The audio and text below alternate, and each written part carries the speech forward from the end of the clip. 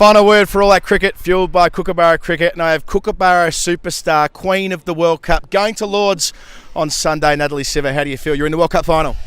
It's a brilliant feeling. I was very nervous for the whole batting innings. I felt a bit sick, but yeah, brilliant to get over the line. And Jenny, Fran, Anya, Sarah, Heather, like they all did so well. It was brilliant. Must have been pretty nervy in those last 10 overs. A couple of quick wickets, losing your captain to a full toss, and South Africa felt like they were in the lead in the game. What was it like in the change rooms and on the balcony? Yeah, a bit nervous. My voice has actually gone a bit hoarse from all the shouting, so pardon me for that. But yeah, we knew that we'd be able to get somewhere near, and because it's been brilliant that we've been able to kind of trust every batter down to number 10. So yeah, we knew that Jenny could do that for us, and yeah, it's brilliant. You missed out today with the bat, took a couple of wickets with the ball, but 2 massive hundreds, and you really announced yourself on the global stage, the first one of those, and then did some ridiculous trick shots second time around. How did it feel being the focus of so much media attention, both in the mainstream press and on social media? I actually did it in the first game, but you missed it, so so luckily it's gone a little bit unnoticed. Yeah, it's a bit crazy, really, to think that kind of thing has actually been called something. So yeah, it's crazy. Well, that's the Nat to which we refer, where Nat managed to put the ball between her legs as she was leaning back in the crease. I've seen Steve Smith do it before, but I've certainly never seen it in the women's game. Is that something you've been working on? Is that part of your repertoire? Something you actually is it a credible shot, or was it something you just adapted to at the time?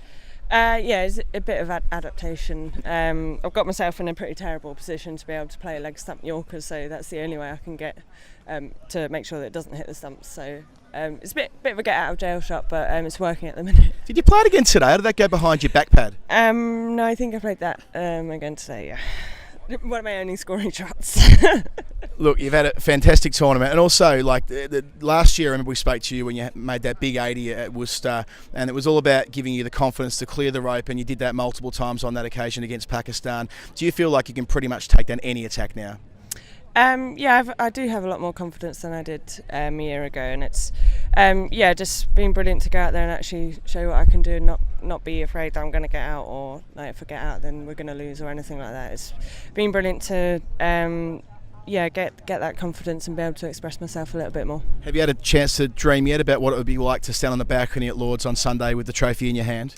I did get a little bit excited last night, just at like the thought of it, and then obviously it happened, so we're going to Lords, and then I relived it about 10 minutes later. I'm like, oh my goodness, we're actually going there. It's crazy. It's a dream come true. That you are. Nat Sciver, this is the final word for all that cricket. She's hit 200s in the tournament, taken plenty of wickets, so going to the World Cup final on Sunday. We'll of course be back ahead of all of that for all the action when they play the winner of Australia and India tomorrow. Until then, thanks Nat, we'll see you soon.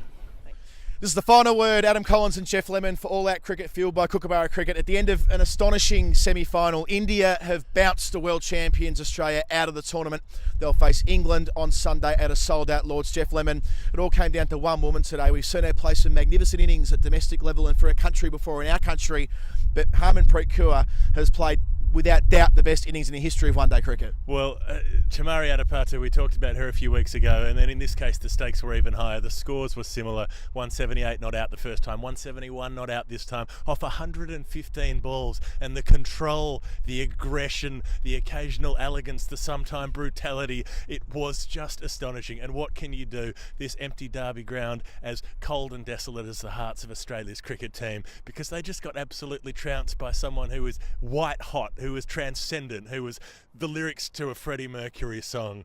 She was a tiger shooting through the sky or something. She was on another planet. She was on her way to another planet. I don't even know how to express it. I'm full of adrenaline and I'm shivering and my teeth are chattering, and it's all worthwhile just to have been here today. Yeah, they couldn't stop her now, that was for sure. They put on 137 at one stage between her and Deepti Sharma. She made 106 of them. She finished off, I'll read the numbers entirely, 171 off 115 balls, 20 boundaries, 7 sixes. The bulk of those came in that partnership with Deepti, and it was just brutality from the get-go. And Deepti didn't have to do anything. She just stood at the other end, got a single here and there, hit the occasional 4, and then had the most hilarious vignette when Harmanpreet was on 98, they went for a single, she called for the second, Deepti was like, no, Harmanpreet said yes, called her through, Deepti was nearly run out, Harmanpreet thought she had been run out, just absolutely lost her rag, threw the helmet on the ground, threw the bat away, threw the gloves away, gave her a tongue lashing, how dare you row her, because she was worried about losing her partner, not she was worried about losing the run, I should add, and then it turns out Deepti was in the whole time anyway, so not out, but didn't actually get to wave to the crowd for the 100,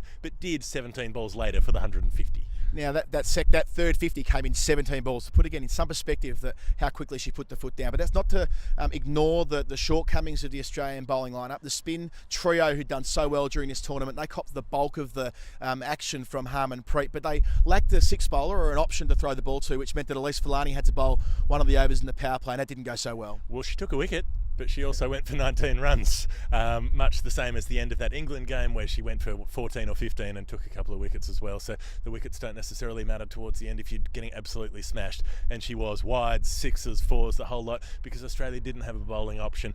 Coach Matthew Mott said it mightn't have made a difference. Maybe, or it might have made a difference. You never know if you had an option to turn to. But the normally economical bowlers got smashed. Megan Shute went for 7 and over plus. Jess Jonathan went at 9 and over. They were just sent the full journey everywhere they went. So maybe another bowler could have been handy.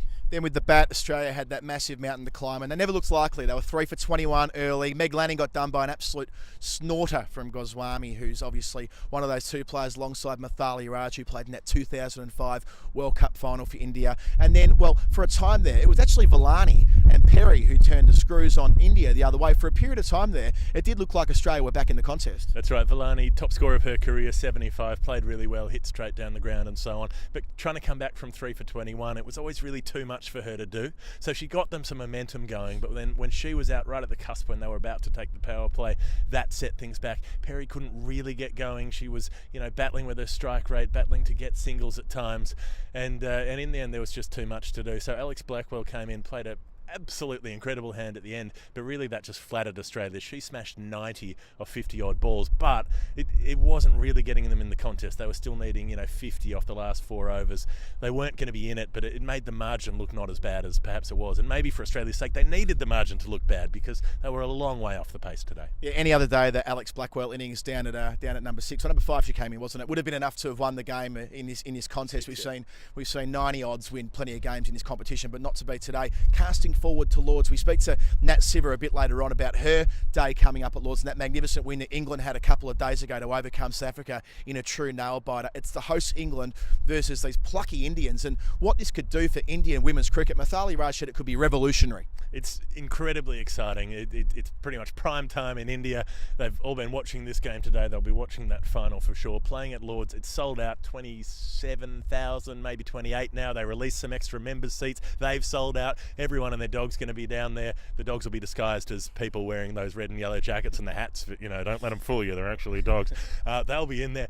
Everyone drinking champagne out of bowls. The whole works. It's going to be amazing. So it's such a big thing for this game to have a sold-out final at Lords on TV around the world.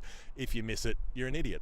Every possible metric, World Cup 2017 has been so successful in terms of eyeballs watching it, ears listening to it on the radio, website clicks the works. It's been a cracker. We've got the final at Lords on Sunday. We'll be there for all that cricket fueled by Kookaburra cricket on the final word. Adam Collins and Geoff Lemon. We can't wait. We'll see you there.